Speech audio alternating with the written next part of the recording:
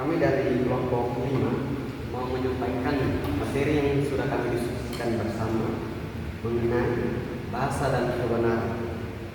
Dalam bahasa dan kebenaran ada 3 aspek, yaitu aspek pertama kebenaran, teori kebenaran dan bahasa. Yang kedua, analisis kebenaran dalam konteks. Yang ketiga, implikasi teori kebenaran terhadap pemahaman bahasa. Aspek yang pertama akan disampaikan oleh saudara kami Sarul dengan Ella. Kepada saudara Sarul dengan Ella, saya silakan untuk menyampaikan materi. Baik, terima kasih. Di sini kami akan menyampaikan materi yang pertama mengenai teori kebenaran dan bahasa. Yang pertama, pengertian kebenaran. Kebenaran adalah kesesuaian antara pengetahuan, pernyataan, atau kepercayaan dengan realitas. Dalam filsafat terdapat beberapa teori untuk menjelaskan apa yang membuat suatu pernyataan disebut benar. Yang kedua, teori kebenaran. 1. Teori korespondensi. Tokoh dalam teori ini adalah Aristoteles, Bertrand Russell. Inti gagasan dalam teori ini yaitu sebuah pernyataan benar jika berkorespondensi atau sesuai dengan fakta atau realitas. Contoh, pernyataan air mendidih pada 100 derajat Celcius di tekanan 1 atm benar karena sesuai dengan fakta fisik. Kelebihan dalam teori ini logis dan mudah dipahami, cocok untuk sains dengan pernyataan faktual. Yang kedua, teori koherensi. Tokoh dalam teori ini adalah G.W.F. Hegel. Inti gagasan: kebenaran ditentukan oleh koherensi atau kesesuaian antar pernyataan dalam suatu sistem pengetahuan. Contoh, sebuah teorema matematika dianggap benar jika sesuai dengan aksioma dan teorema lain dalam sistem tersebut. Kelebihan dalam teori ini berguna dalam matematika dan sistem logis, tidak tergantung pada observasi empiris. Yang ketiga, teori pragmatis. Tokoh dalam teori ini adalah William James.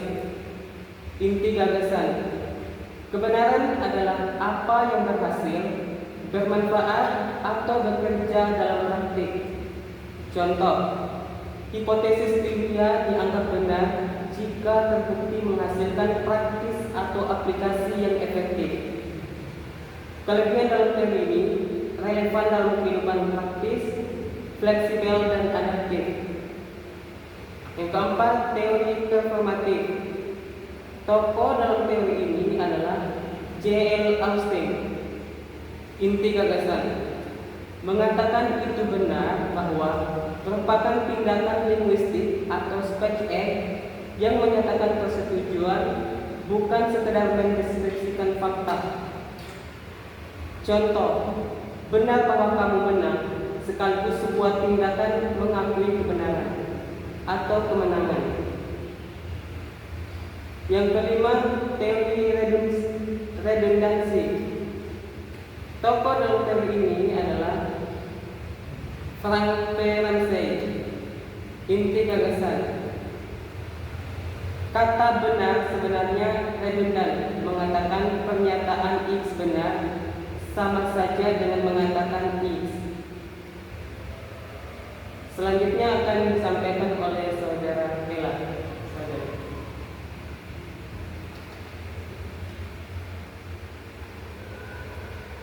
Yang ketiga, bahasa dan kebenaran. Fungsi bahasa yaitu menyampaikan informasi, menyatakan perasaan, mengendalikan tindakan, membentuk realitas sosial, dan menyusun pengetahuan. Hubungan bahasa dan kebenaran. Bahasa tidak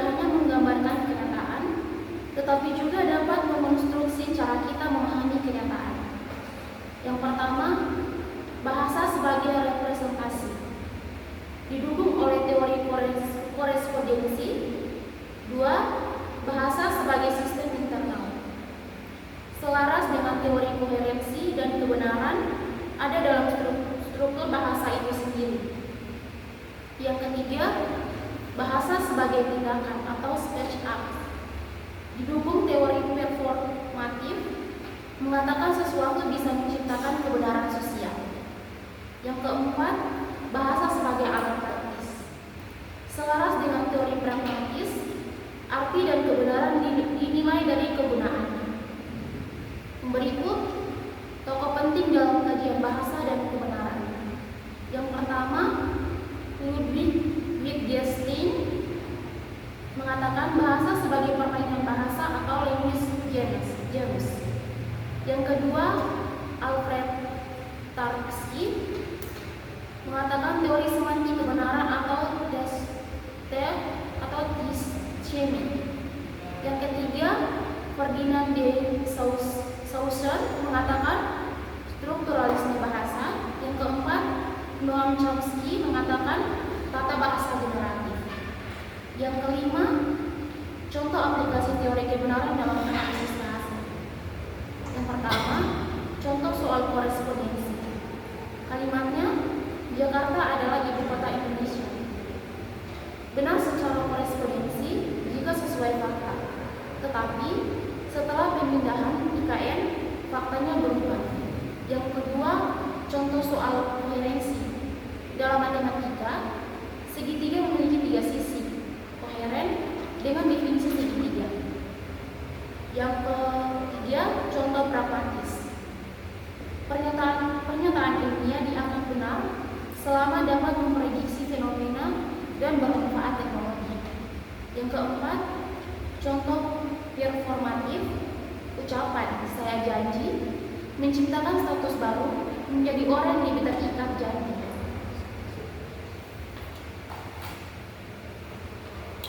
Baik, terima kasih kepada saudara Saho dan saudara yang telah menyampaikan materi mengenai kebenaran dan bahasa kepada kami dan teman-teman sekalian.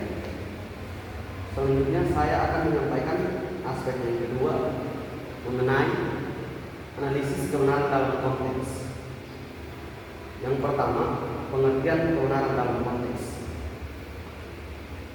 Kebenaran dalam konteks adalah kesesuaian makna suatu pernyataan dengan realitas, situasi atau kondisi tertentu.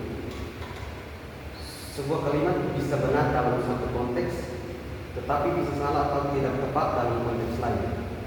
Yang kedua, peran konteks dalam bahasa. Konteks sangat menentukan makna dan kebenaran suatu ujaran. Konteks meliputi konteks situasional, keadaan atau peristiwa saat bahasa digunakan.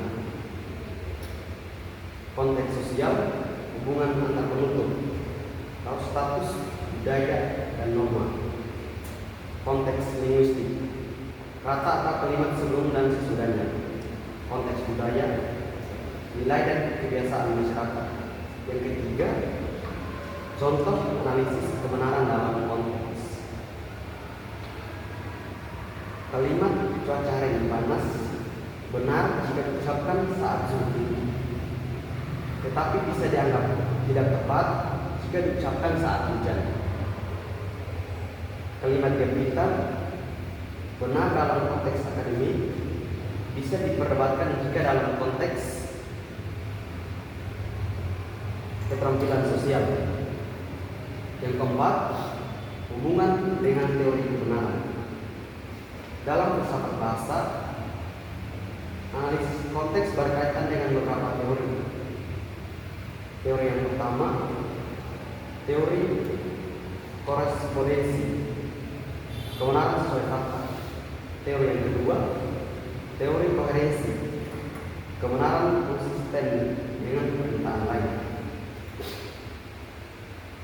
Teori yang ketiga, teori pragmatis, kebenaran dilihat dari manfaat atau fungsi dalam konteks.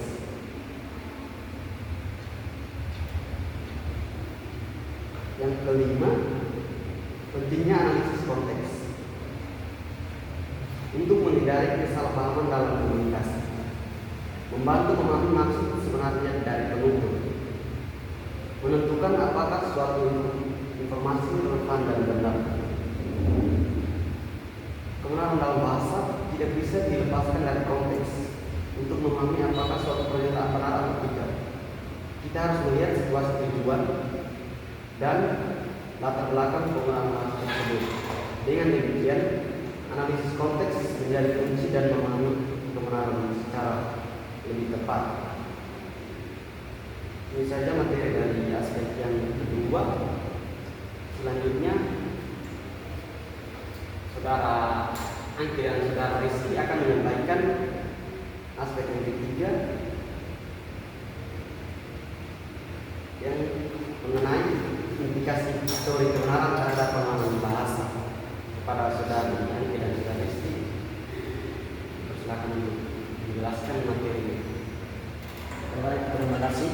Untuk materi yang ketiga itu implikasi teori kebenaran terhadap pemahaman bahasa. Pengertian implikasi di sini berarti dampak, akibat atau pengaruh yang muncul dari pemahaman kita tentang teori kebenaran terhadap cara kita menggunakan, menafsirkan, dan memahami bahasa dalam kehidupan sehari-hari. Memahami bahwa kebenaran memiliki berbagai sudut pandang mengubah cara kita berkomunikasi dan berpikir. Poin-poin penting implikasi. Yang pertama itu bahasa bukan hanya sekedar kata.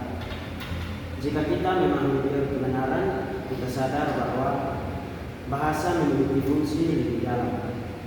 Bahasa bukan hanya alat untuk menyampaikan informasi, tetapi juga alat untuk melaporkan fakta, membangun logika, melakukan tindakan, memberikan manfaat.